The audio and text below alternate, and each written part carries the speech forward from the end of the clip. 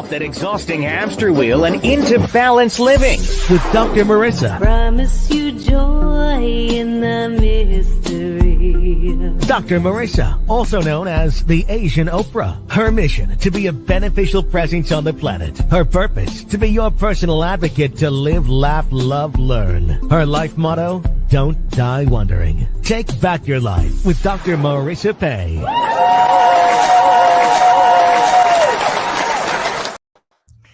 And welcome. You're tuned in to Take My Advice. I'm not using it. Get Balanced with Dr. Marissa, the morning show here on KCAA, NBC News, CNBC News, NBC Sports Radio Station, AM 1050, FM 106.5, home to the Asian Oprah, #1 talk in the IE.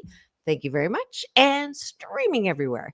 iHeartRadio, Spotify, iTunes, TuneIn, Audible, Amazon Music, Tiki Life, Spreaker, Streaker, Podchaser, and more. Why so many places? Because I want to maximize my splatter zone for more hope and happiness.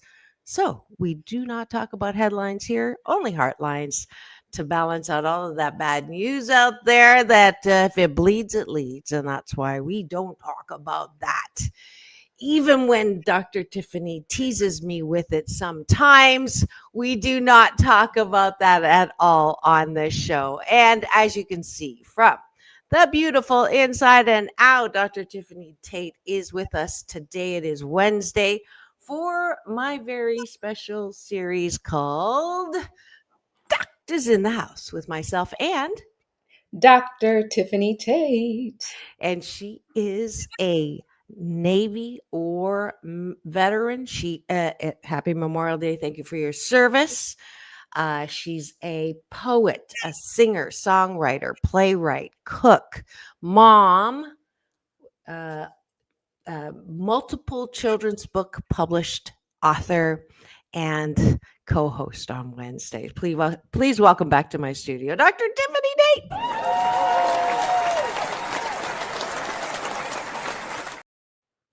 Always a pleasure to be here, Dr. Marissa, and happy hump day, everyone. Yeah. And we're going to start with breakfast because that's what we like to do. Taking a bite of my gratitude sandwich, top of the bun, things that we're grateful for outside of ourselves, bottom of the bun, things that we're grateful for inside of ourselves. So Dr. Tiffanie, you get to start. Well, I did have a very fulfilled weekend because it was Memorial Day.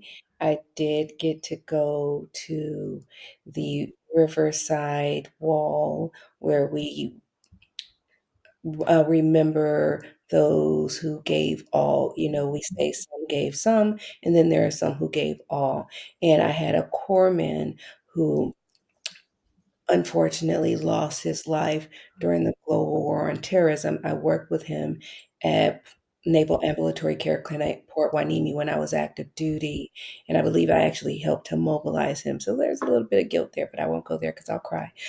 And he happened to lose his life. He was from Riverside, and he is recognized on the wall. So I went there on Memorial Day to pay respects and have a moment of silence and render a salute. So it was a nice moment to actually go there and remember him on Memorial Day. And his name was HM2 Allen Espiritu. So I would like to have a moment of silence for him. Okay, thank you. Yes. And welcome in. I see the eyeballs rolling in. We even got a finger somewhere along the line. Not that one, but this one. This is Watch and Listen, not just Listen Radio. So if you are not driving and would like to chat with us today, please do settle somewhere where you're not driving, and we're here for you. So we're doing our gratitude sandwich, top of the bun. Oh, and please do put your gratitudes in the chat and play along. And what else are we grateful for? I am grateful that I accidentally, #accidentally, not accidentally. I was just doing some edit stuff, and every once in a while, I like to check in on my statistics. Not, and it's going to sound like I'm contradicting myself about not buying numbers, not being so, concerned about numbers, nor promoting numbers. But I'm on a happy 88 mission, and I want to know that I'm doing a little something for the 88 million more happy people in the next 8 years. And I've never seen this statistic on my YouTube channel. And I was going to text all my co-hosts that you're all a part of this, but the impression number was pretty impressive, if I do say so myself. 3,881,000 is the impression number. So that's how many eyeballs have been just on the YouTube channel side, not the Instagram or not it, and any other social, just this YouTube TV channel that houses all my shows. For that, I am truly grateful.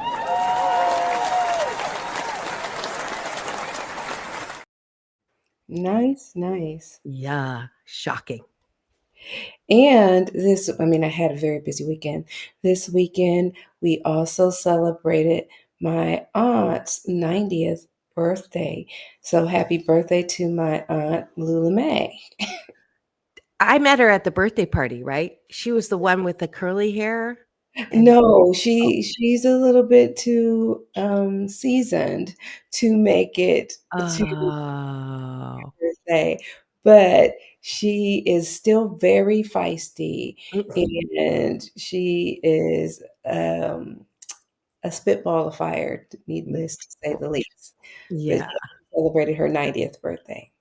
Fabulous. Happy birthday to her. And I am grateful for always this beautiful cup of coffee that just absolutely puts a smile on my face first thing in the morning. I'm super grateful for my Keurig machine and Pete's. We need to get them as a sponsor, but cheers to you. Let's go to the bottom of the bun, which is, what do you like about yourself? Weightlifting is what I call this section. Before you go to bed tonight, instead of thinking about what I did wrong, what I didn't get done, who done me wrong, which will guarantee you a not good night's sleep, I want you to think about what you like about yourself, which I believe is the foundation to good mental health. So if you do this exercise instead of shitting on yourself or being your own worst critic, I promise you'll have a better night's sleep and you'll be in a better mood when you wake up. But it's not easy when we grow up with people who tell us you're not all that. Who do you think you are? But that was then. And now it's our responsibility to figure out a way to love ourselves so that we can love our life and love each other. So I appreciate that I am 88% positive, and it's a discipline. I work at it. I try to look at things that make me smile versus talk about things that make me pissed off. Well, all right. I like that. And I like the fact that I am an optimist because some people can look at their situation and get downtrodden. And I am always going to look at the situation and find the bright side of things. And I will give you an example. This weekend, I went to an event and I was speaking at this said event. And I was approached by someone and they said, how are you as an African American female going to deal with being the only person of color in a room full of non-people of color? I'll put it that way. You're going Homogenized. Yes, and you're going to be the only person of color and you're going to be the only female. And I said, I'm going to let my personality and my accomplishments speak for themselves because I am a veteran officer of the United States Navy. I am a board certified OBGYN who is retired. I am an author for books, and I feel accomplished in my own rights. I don't think it has anything to do with my gender or my color. I believe that my personality, my speaking skills, and my accomplishments and my education can speak for themselves. And I think that because I always do my research and I am able to lead, I think that will definitely take me where I need to be. Sounds great to me. I appreciate my ability to forgive, not forgive because I'm better than them, or it's forgive, but I won't forget, or I'm going to be the bigger person. But I forgive because I love myself enough not to be constantly pissed off, angry, seething, sad, depressed when I think of whoever that is. So I appreciate my ability to forgive. Absolutely. Forgiveness is a great thing. Not holding grudges is fabulous. Yeah. One more. And I think I appreciate my ability to unify. I believe that when it comes to communicating, I am able to unify people, unify groups, and mobilize people. And it doesn't matter whether or not we agree, I am able to mobilize groups, find middle ground, and get people going. And I like that about myself. Fantastic. And that's it for breakfast with Dr. Marissa and Dr. Tiffanie Tate. thanks for joining us. We hope that you continue this good life habit, this hashtag Blisscipline. And you can do it every morning, every weekday morning with me at 9 live on my YouTube TV channel that then goes to my NBC News Radio channel KCAA, the station that leaves no listener behind a week later, as well as Spotify, iHeartRadio, and the rest. So you can do this on your own as well. It's a good life habit. And I promise if you do it, you will sandwich your day in the most positive way. Thanks for joining us for breakfast.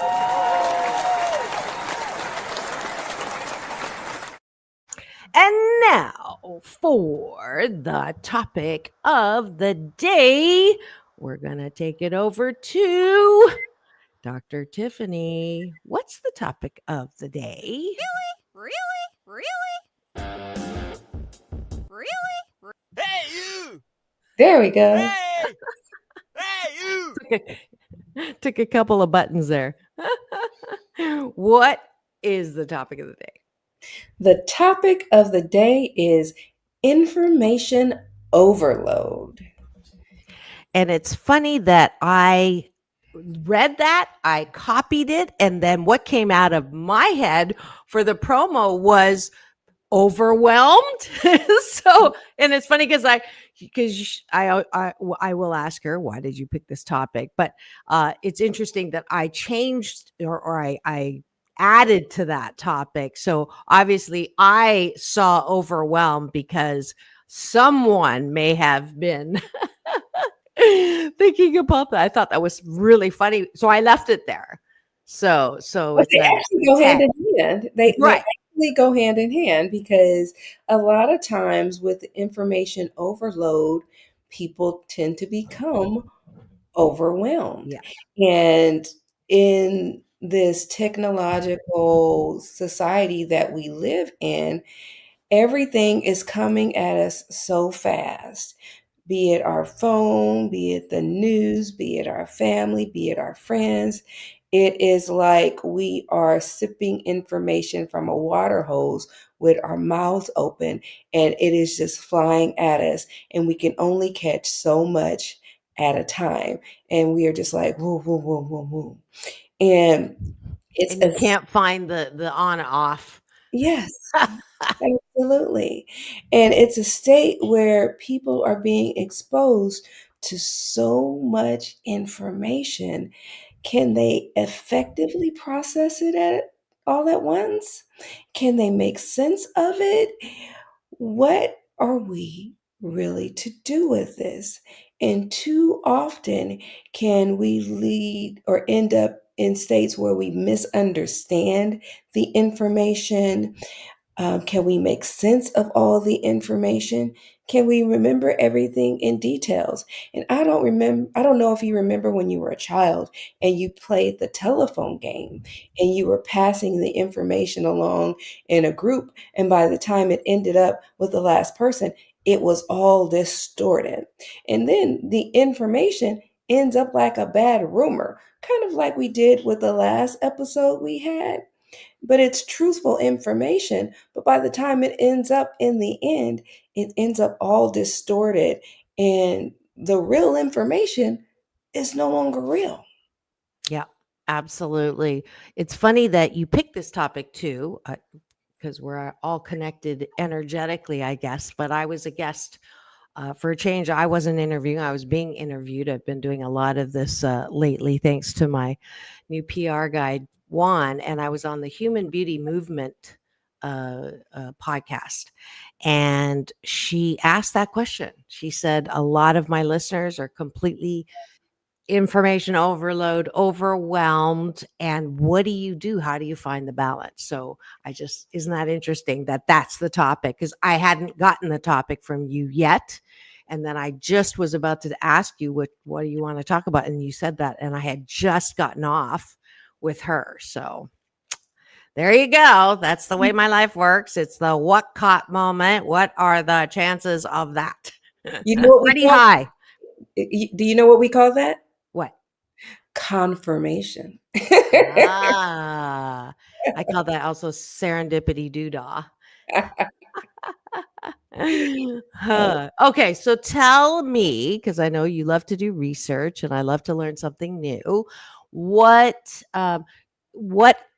is the research around information overload?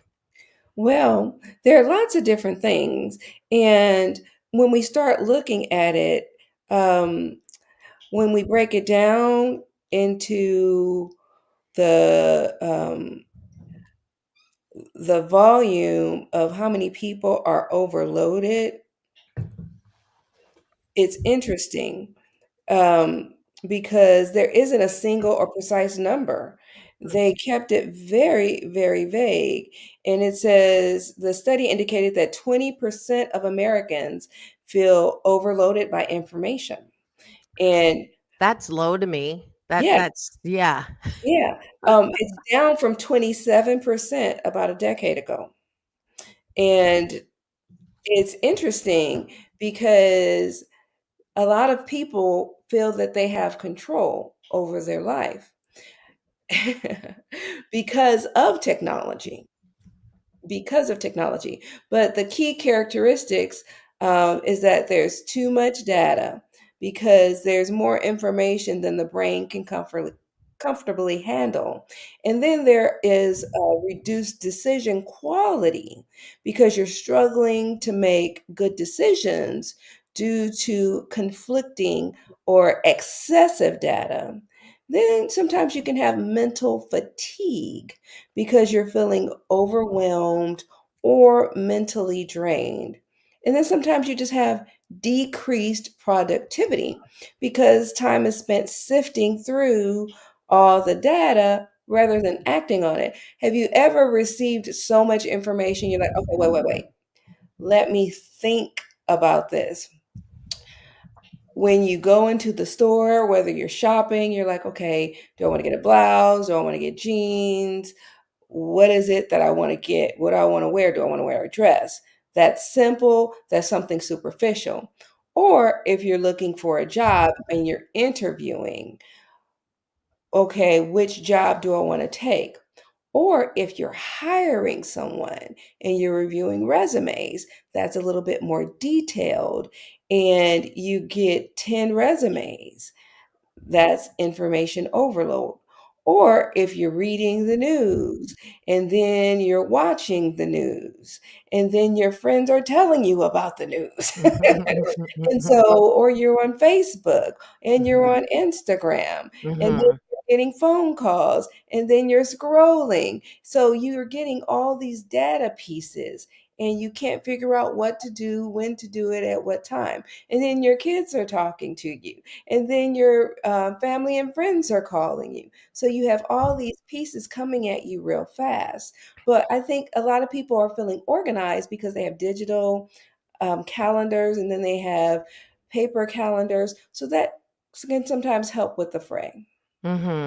Yeah, I was just going to ask you to get personal about it, and you started to do that, which is great Yes. because that information overload is a day-to-day thing, and I think that's what the Jennifer Norman, I think was her name, was asking about. Because if you are especially a working mom, I mean, that's overload as a definition right there. You and I both know that. I have 8 jobs, and so I literally, if I don't control, um, and the way I do it is when people say, "So what are you doing today?" or "What are you doing tomorrow?" I'll say, I'll I don't know. I'll know, right? Right before. That's how I manage information overload, because if I kept in my head every single detail about every single thing that I was doing in the next day, even like I think I counted one time like 1,200 specific items that I did that day. So that's a lot of stuff that if I keep that plus tomorrow's and yesterday's, and that's information overload. So my strategy is I don't know and I don't want to know until right before I need to know. I'm on a need to know basis. So that's a strategy. But I think that people think that they can't do that. Like they have to be, because there's an adage, you have to be in the know, right? That's one. And the other is knowledge is power, right? Oh, So the more I know, the more esteem, or the more of a pedestal I'll be put on. Oh, did you hear? If you're the person that says, "Did you hear about?" You're the smart one, or you're the in the know. You're the up to the news kind of person, mhm. and those work against you because you can't know everything about everything. And as you so realistically said, people are asking you questions all the time, especially if you have kids, especially if you have, we're the sandwich or shock absorber generation, I call it. We have aging parents and aunties and all of that, and we have clamoring kids and teens and all of that, or grandkids, and so it's a constant Mima, what about this? Or so definitely it's a pertinent topic, and we all know what that feels like. Oh, absolutely. And I believe because of the constant emails, messages, and notifications, the 24/7 news cycle, and news is coming at us constantly, and social media. I mean, there's just too many options for sources of input. And if you are not organized and you're getting irrelevant information, you can get overloaded. And I call my phone my pocket brain. So it's like, okay, what are you doing? I whip it out. I look at my calendar. I'm like, okay, this is what I have going on. Let me see where I can fit you in, or whether or not I can fit you in. Do I need to put you off till tomorrow, or do I need to reschedule you for next week? Because I don't want to overschedule myself or even not have some me time, because remember, we also need to take care of ourselves. So we don't want to overload ourselves so that we don't have time for ourselves. Absolutely. And if you've just tuned in and you're wondering what's going on in studio today, it is Wednesday, therefore it is Doctors in the House with myself Dr. Tiffanie Tate. and you're tuned in to Take My Advice. I'm not using it. Get balanced with Dr. Marissa, the morning show here on KCAA. AM 1050, FM 106.5, NBC News Radio, home to the Asian Oprah, number one talk in the IE. Thank you very much. And streaming everywhere, iHeartRadio, Spotify, and of course, my YouTube TV channel. Please free subscribe. Give us the finger, this one, not the other one. And we're talking about information overload. And if you didn't feel overwhelmed before we started talking, I'm sure you're feeling overwhelmed now, which is good because we like to keep the first half of the show real and put the moose on the table. Where's my moose?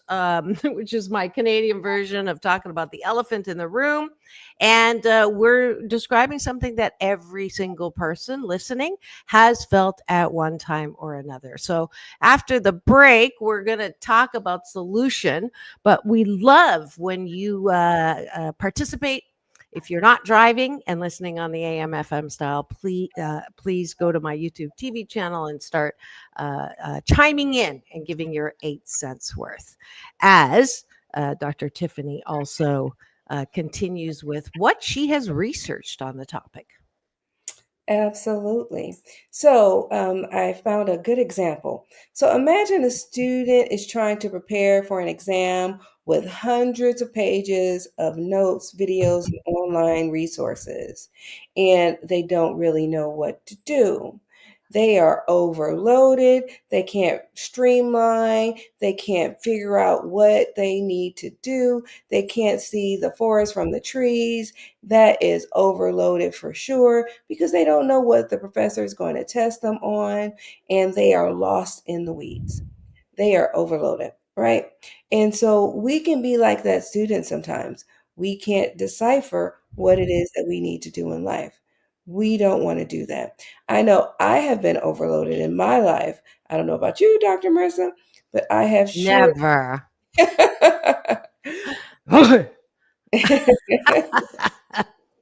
Right.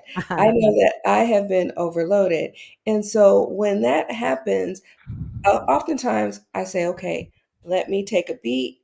Let me figure out what it is that I need to do. I will make a list and I will prioritize because a lot of times when we are doing that, we just have to reassess. And when that happens, we need to look at the information. And sometimes there's information overload, like I mentioned before, and then you can have burnout, you can have stress. And there was a study by the American Psychological Association, and they found that 27% of US adults report feeling so stressed that they cannot function due to information overload. Now, I know you said that the 20% was low, but that's a higher number. And so I figured that it was a good issue to address because we definitely want to make your lives better 88% of the time. Absolutely. Thank you for that 88 reference. For those of you who don't know why I have so many eights, I know you thought I was Swedish, but I'm actually Chinese. And in Chinese, 8 is a homophone for good fortune. I told my waiter that last night at a Chinese restaurant, and he didn't even know. So I'm glad that I told him. So it's a homophone. Ba is 8 in Mandarin, and fa is good fortune. So that's why I do that. I said that because you said 88%, and I wanted just to jump in there that I did find one statistic that it's 80% overwhelm at work. So some of the studies that are looking at, how information overwhelm for people at work is as an organizational psychologist, a consulting psychologist in organizations, I can validate that number that a lot of people are asked to do more with less. And this is a trend that's been happening probably over the last 10, 15 years. And in order to do multiple jobs that maybe your boss leaves and now you have to take yours and theirs and hiring freeze and all of that, there's a lot of information overload. So I will add to the 20% by saying at work you may be feeling more. Mm-hmm. And when it comes to specific statistics, there's 37% who are overworked, 33% feel that there's a lack of work-life balance, 31% feel that they are not adequately compensated, and 29% feel that they have job insecurity. Isn't that funny? I bring up work and then you got the stats right there. Well, I love it. I wasn't trying to specifically do work. I was trying to do life in general because we're trying to make people's lives better. But there's also a statistic about overcommitments. And you're looking at, just making your lives better. And a study by Vital Smarts found that 60% of people have more than 60 tasks to accomplish each week, and 15% have more than 100 tasks. I know you said that you did like what? How many? 1,200. Yeah. And so when we're looking at work life, just work life balance and life balance in general and trying to get balanced, we really need to look at how we schedule ourselves and how we overcommit ourselves. And like I said, how I use my phone as my pocket brain and how I try to make time for me. And remember, we did that show, Journey to the Center of You. You may want to go back and Google that one because you definitely want to watch how you commit yourselves and how you value your time, because we talked about time and money. And it's important. It really is important as to how you prioritize your time and what you commit your time to. Absolutely. I give a talk called Work-Life Balance. And I gave this talk for Wells Fargo when I was shared the stage with Captain James T. Kirk at the Kodak Theater. Remember when we went to see that musical? That's the stage that I had been on speaking with him. And so I get up to the microphone and say, I'm here. I've been asked here. Tim Hanlon, the SVP at Wells at the time, had his executive assistant had found me on the internet as work-life balance speaker. So I got up to the mic and I said, I'm here to talk about work-life balance. And I just have one thing to say to you, which is there is none. And I went and sat down. It was a joke. But more on work-life balance and other strategies for information overload and overwhelmment when we come back after news, weather, traffic, and a word from our sponsor. Don't go away. We'll be right back in 2 and 2. Peace in, peace out.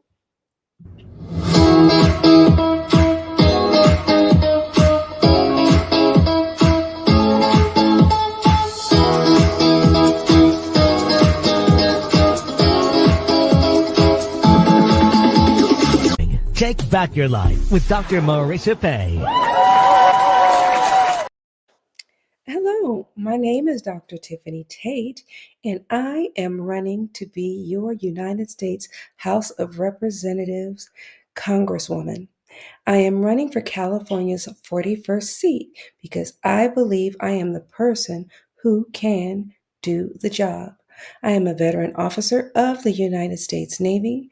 I am a retired OBGYN, and I believe that you deserve a person who can lead with integrity, who can deliver the leadership skills and represent you, the constituents of the 41st District, as well as represent the United States. I took an oath to uphold and defend the United States Constitution, and I took an oath to help represent the people, medicine, Medicare, Medi-Cal, and I want to fight for you, the United States. So go to my website at drtateforcongress.com. Support me so that I can represent you. Paid for by drtateforcongress.com.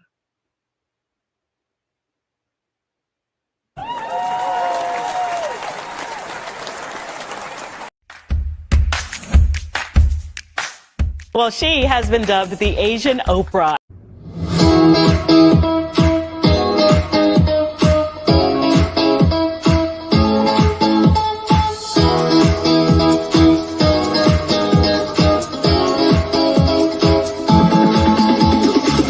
Take back your life with Dr. Marissa Pay.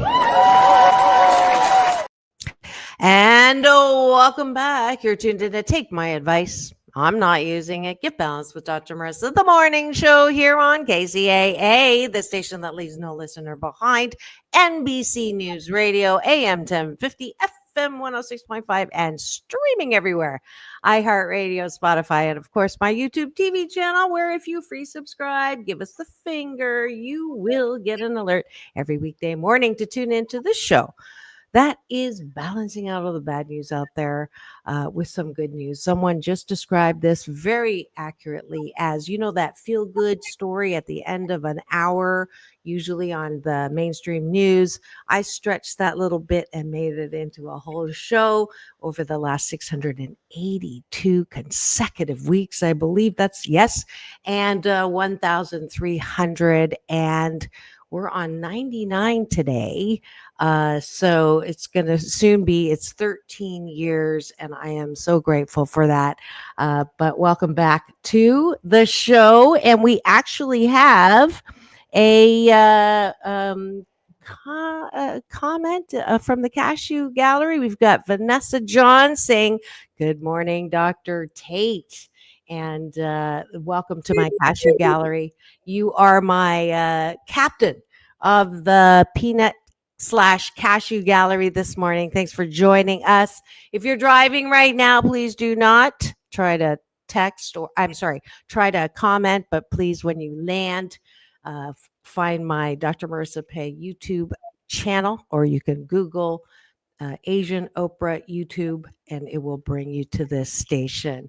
Yes, and we're talking about information overload, overwhelmed. And we're in the second half, which means we're focusing on solutions. So if you tuned in for some tips from the doctors in the house to help with overwhelmment and information overload, you're in the right place. Do you mind if I start with one before I forget? Absolutely. I teach time management. I used to teach time management. That's another oxymoron because you really can't manage your time. It manages you sometimes. I love that saying. I like to take one day at a time, but sometimes a week comes and smacks me in the head. So I live that. But what I like to do is, you mentioned prioritize, and what I use is the DDD or D3 process, which is do, delay, or dump. Another way to see that, if you're into colors, is your traffic light. So green, go, do, just do it, right? A gospel according to Nike, don't assess it, just do it. Because that would be put out a fire. You don't need to prioritize that. You just put out the fire, right? Your kid is screaming, same thing, right? Those are clear green light, do.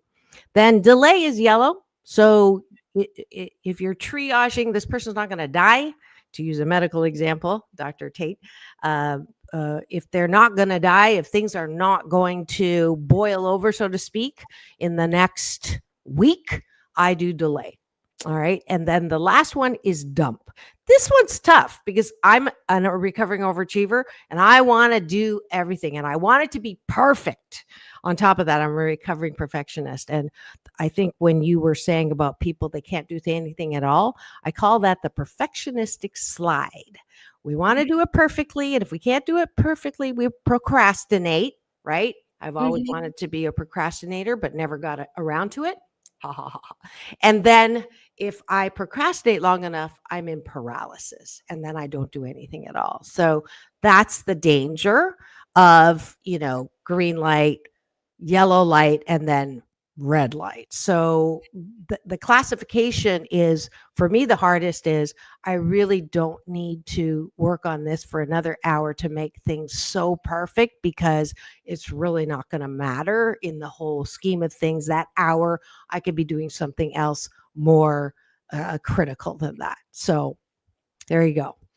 That's my advice, whether you want to take it or not, that I may not take. Well, it is take my advice. I'm not using it. That's right. No, it's all good. Well, I think number one, the first step is recognize it. because you can't fix a problem or an issue if you don't recognize that it exists. So the first step is to recognize that you have an issue. Then, once you recognize it, you can address it. Now, how you address it, I can't really tell you how to do it. Dr. Marissa can't really tell you how to do it. I believe it's always multifaceted. I can provide suggestions and options, and you can take the road that best suits you. And there are a number of different steps, depending on how significant the problem is. If it's minor, and if it's anxiety, deep breathing works. If it is an insurmountable task, I believe inch by inch, everything is a cinch. An elephant is not eaten by a big gulp. It's eaten one bite at a time. I'm sorry. Where did we come up with that? Like, who wants to eat an elephant? I never understood that forking adage. Well, it's because it's a big task, and you take it one bite at a time. It's meat. Everybody likes meat. No, not elephant meat. Like, come Everybody, on. well, except for vegetarians. But anyway, I digress. Anywho, it's about breaking things down into smaller chunks. That's the gist of things. So divide large tasks into smaller chunks, because like I said before, inch by inch, everything is a cinch. I like And, that better than the elephant. all right, so we'll make it Dr. Marissa accessible. Thank you. I said, I'm able to work with anybody. Yeah, even me. Yes. If I could give it a quick example from my life on this particular thing, because some of us that are, both of us, we went to a lot of school, and there, I know I have a large younger population that tunes in, which I'm grateful for, and they're going to school and they are overwhelmed, changes in the academic everything, and yeah, it is what it is, and you just you're being asked to adjust. But if you're doing a big Yes. yeah. So if you're doing something like a dissertation or a project or a second year project or a paper, even for my high schoolers, anything that's a giant project, I know that I used to say, I'm going to clear my calendar and I'm going to do this next week. And the whole week I'm going to dedicate to that thing. And then the first day I sit down for about 5-10 minutes, and then I remember something else that I want to do. And then the next day and the next day. So the tool that I use is called 15 minutes at a time, which is your Dr. Tiffany's inch by inch. It's a cinch. So just don't make a giant deal out of putting, a whole week aside, just every day, 15 minutes at a time. And what happens is I end up getting involved and I actually enjoy some of the things and I'll keep going, and the 15 minutes becomes longer. But my intention is just 15 minutes.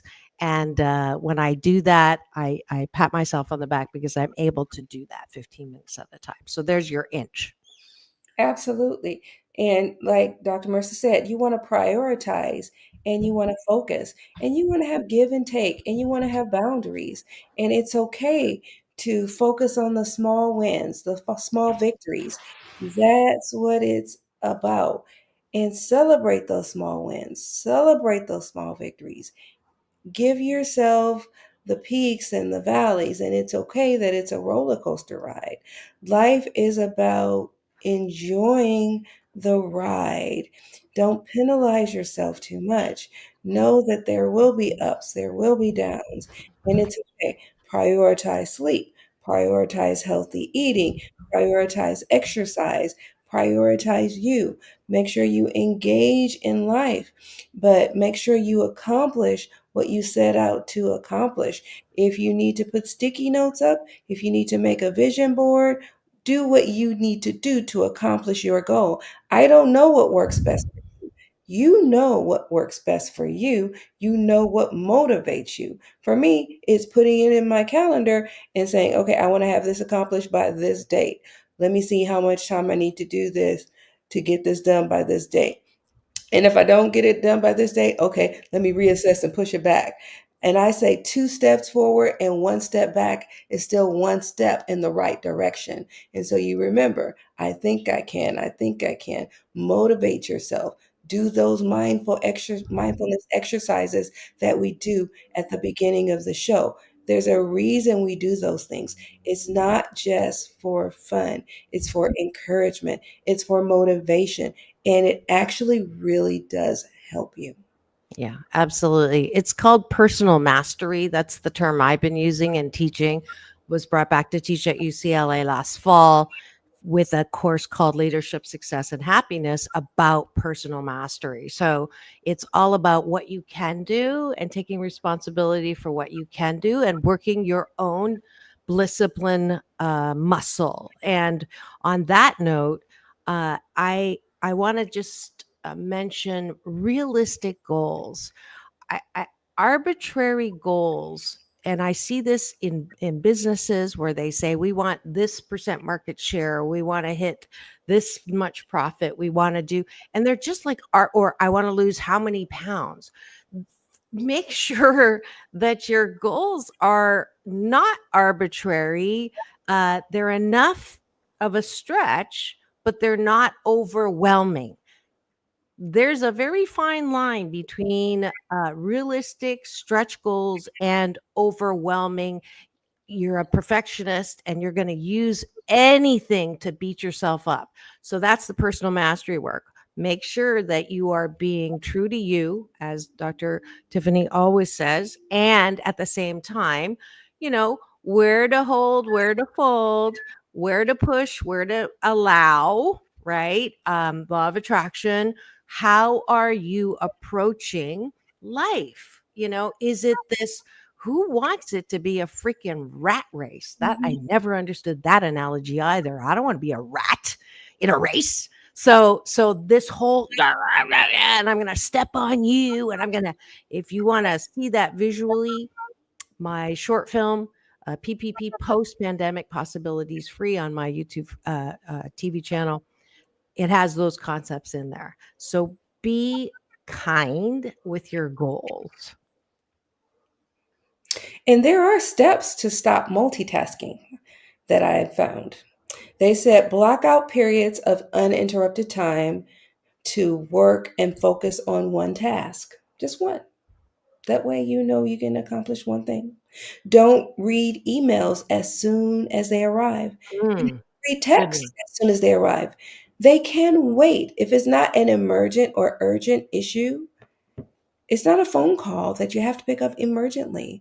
An email, if it's not an emergency, urgent email, it can wait. If it's not an urgent, emergent text, it can wait. Some things can wait. Limit the notifications that you get. Sometimes they can wait. Your time is precious. So is your mind. And it's a non-renewable energy. You can't get it back. And if you're so easily distracted by all the ding, ding, dinging, then there's a study that shows there is no such thing as multitasking.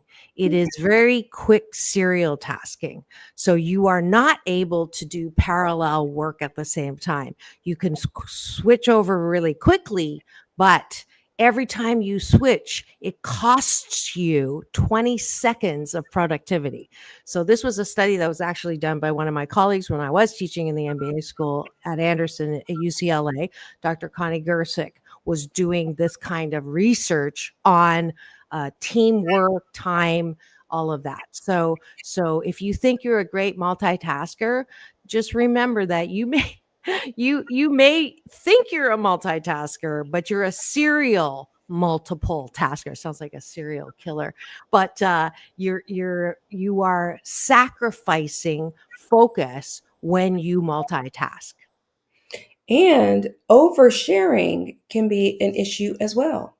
It says oversharing occurs when we give details, often very personal details, about things for which that audience never asked. And well, I can't unsee that.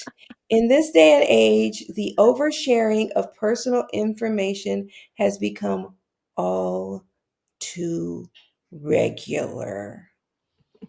And so I Well, think, there goes my show. well, no, not necessarily, but I think we should possibly be cognizant of what we do. And it says 4 in 5 people overshare their personal data on social media. So Yeah. it's not just you, Dr. Marissa. 4 in 5. Well, Four. that I don't do it in social media so much as I do on the show. So this is my show. So I guess it's okay if I do that. But that's an interesting concept of the oversharing thing. I think there's a balance though. I think some of what some people would classify as overshare, I would say is a healthy move into talking about and putting the moose on the table. For example, mental health. That's something people wouldn't talk about, right? In the Mhm. open, and it would be considered oversharing. But I think because my honorable moniker, Oprah, brought that to mainstream, and now more and more people are talking about how they're feeling and what the impact of things are. But there is that fine line. I grant you that. I think that's good, but 42% post enough to endanger themselves. Oh, that's too much. That's TMI for sure. TMI. Yeah. That's Mhm. why I say if you have a handful of people that you can trust that are closed mouthed and open hearted with what you're going through, that's a good combination. But when you put it on social media, that becomes, depending on your reach. In my case, I found out that's 3.88 million people now know TMI. Absolutely. So I think we just need to be cognizant of what we tell, who we tell, and how we tell. And I believe in mental health. I believe in supporting one another. As a physician, I think we should definitely talk about mental health. And I believe sharing is an appropriate thing we should do in the appropriate arena. Mhm. Mhm. Yeah.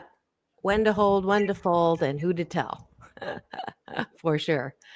Let's see. We are in the last 10 minutes. I don't see any comments here, but if you have anything you'd like to share, that's not TMI necessarily, or any strategies you have, what you're hearing from, there are 2 doctors in the house. I am a PhD, which just stands for piled higher and deeper, as an organizational psychologist. And Dr. Tiffanie Tate is, of course, an MD, certified. OBGYN.